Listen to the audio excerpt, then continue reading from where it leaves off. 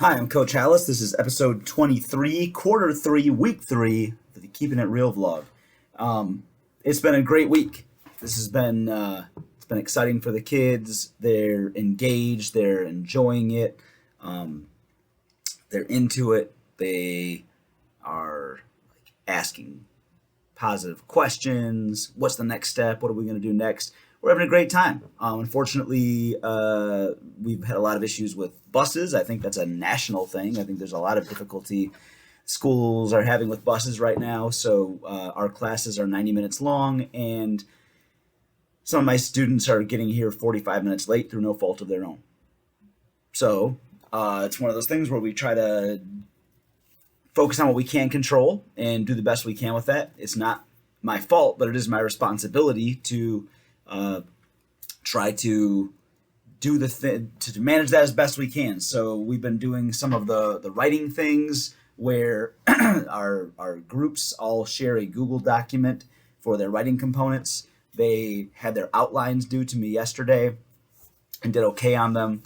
But they can work on that independently outside of class. And we try to do some of that stuff earlier in class so that when we move to the makerspace or we move to the point where we're doing more hands-on things that we can't exactly replicate and they can't do from home, more of the students are here for that. So that's my best solution to, a third to two-thirds of the class showing up halfway through class is to do the things that they can also do at home and they can collaborate on outside of the classroom during that time that they're not all there. Otherwise, you could, I guess the two extremes would be to just move forward with everything without anybody, or without everybody being there rather, or to just sit there and do nothing, waiting for everybody to be there. Neither of which is great. So my compromise is to try to organize the day in a manner that makes sense for students who are there and who aren't. So that's the biggest hitch right now. Things that have been working really well. We're at the point where their prototypes are painted and being assembled, and they are starting to. They've already cut the base pieces for their full-size dog houses. That's not really going to be impacted by their prototypes. In fact, that those were cut differently because that's one of those things where the scale didn't really transition. So they already have their bases cut. They started doing pocket holes for their bases already. Some kids were finishing painting, others were moving on to those steps. Helps when you have 5 different groups that you have different stations going on and that you can move from one thing to the next. It'll be done without the bottlenecks that everybody has to use this one tool at this one time. So when you can organize a project in a way that, hey, you're painting your prototypes and whoever finishes this first can start cutting these things for your actual one, that's really helpful. So there hasn't been a whole lot of bottlenecking other than when we first learned how to use those tools on the prototypes, and then everybody else is watching. Well, I'm demonstrating once and then taking questions, then guiding somebody through it, and then letting that person get comfortable with it, and then the next person comes in. In some cases where it's not as dangerous, like the pocket hole jig today, I walked one student through it very carefully, step by step. She's drilling these holes into this device. Once she got a hang of doing that herself, I had her helping the next groups that came in as they all went through for theirs, and I moved on to helping support other students with things that needed more attention. So most groups have something like this right now, or they have their pieces painted, but they're being assembled. That was one of the things that I gave them the option was you can either paint it and then assemble it, or assemble it and then paint it, and you can decide which version seems to make more sense before you do your full size one. So this is actually the only group that decided to assemble and then paint. So the other ones are in pieces like this, where they are painted, and then when they come in, they'll assemble it. So they can decide if they like that. As you can see, some experiments here.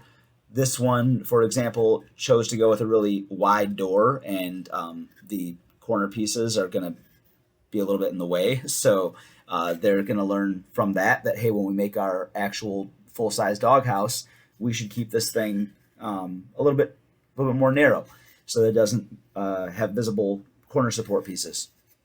This group also thought they liked their color, but then when it was wet, they weren't really feeling this color. They wanted it to be a little bit lighter. So they'll see once it's dry, do I like that or do I not like that? And then they're going to have the choices. Should I mix some white exterior paint into this paint and lighten it up a little bit? Or should I change the design that I was originally going to go with when I thought this was going to come out a little bit lighter, or do I want to just stick with this and keep going with what I originally planned? So these are the kinds of decisions and reflections that they make during the prototype piece. And I'm really glad I did this step. This is my first time doing what Jeff Robin calls a mini project. I took his course here on the What Schools Should Be community. And that was one of the takeaways that I had from that was this concept of a mini project, or really taking your time to do a prototype with a project like this, where you're going to have them doing something hands-on. So they're learning these mistakes like this on very inexpensive material for a scale model that they'll now be able to learn. So they've been making mistakes and acquiring skills that they'll use on their larger ones, which is great. So I'm really happy with how this is going. When next week they will attach their roof panels that they've already painted. This is one of the things that I learned by doing the mini project myself first. Remember, I had like roofing felt and roof shingle on top of this that didn't really apply because you can't learn how to shingle a roof properly on something this small. You really need to be able to pound it in and have the 3-tab shingles and everything.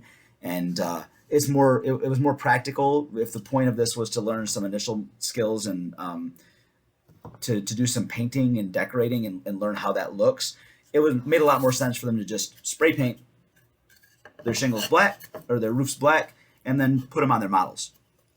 And we'll learn some of the same fundamentals, like one of these is a 1/4 inch thinner than the other ones, and that will stack over, or it's the same distance of this thickness, so it stacks over like it will on that one. So they're going to learn that skill and how they're going to put things on. But I'm learning about how to do mini projects through this process and how they can help make the next project more efficient.